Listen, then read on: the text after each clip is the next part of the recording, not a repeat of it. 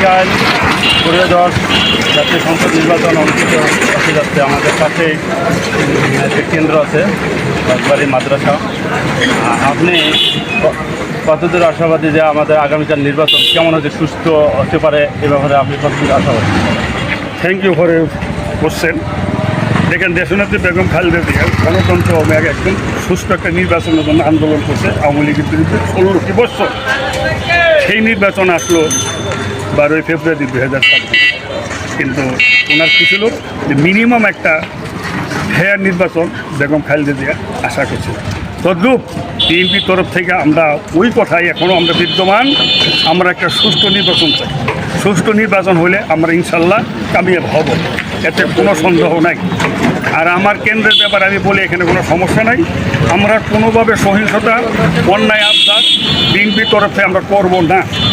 আমরা গত 22 তারিখে নির্বাচন শুরু হওয়ার পর থেকে আমার অপোজিট পার্টির তাদের যে কথাবার্তা আচরণ অত্যন্ত উদ্ধতপূর্ণ, কিন্তু বিএনপির তরফ থেকে এই ধরনের কোনো নেতাই এই পর্যন্ত কোনো খারাপ কথা বা খারাপ কিছু বলে নাই।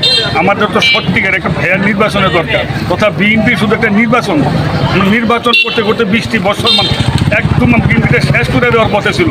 আমি সহযোগিতা বাংলাদেশে আমার কেন্দ্রের সবার কাছে সহযোগিতা কামনা করি। আমরা একটা সুন্দর সুষ্ঠু নির্বাচন চাই। ওকে, আমরা এটা বজায় রাখার চেষ্টা করব। আর যদি কেউ আমাদেরকে উস্কে দেওয়ার চেষ্টা করে, আমরা শেষ পর্যন্ত ধৈর্য ধরব। যতটুকু আমাদের ধৈর্য, শেষ পর্যন্ত ধৈর্য ধরব। আমাদের দলের থেকে এই ধরনের একটা নির্দেশ আছে।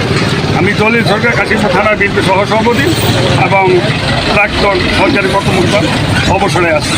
সবার কামনা, সবার সহযোগিতা, সুস্থ নির্বাচনের পক্ষে আমরা। ঠিক আছে, ধন্যবাদ। কাশিমপুর থানা সহসভাপতি আব্দুল জলিল সরকারকে উনি আশাবাদ ব্যক্ত করছে যে প্রশাসন এবং সংবাদকর্মীদের কাছে যে যেভাবে হোক নির্বাচনটা যেন সুস্থ হয়, এই ওনার এই কামনায়। আর নির্বাচন সুস্থ করতে যেটুকু সহযোগিতা করার আমরা জানাব আব্দুল জলিল সরকারকেও আমাদের সহযোগিতা করার আহ্বান জানিয়ে আমি তাকে ধন্যবাদ জানিয়ে কৃষি সংবাদের পক্ষ থেকে ধন্যবাদ জানিয়ে আমার সংক্ষিপ্ত বক্তব্য শেষ করছি। আব্দুর রহিম, স্টাফ রিপোর্টার, কৃষি সংবাদ। Thank you.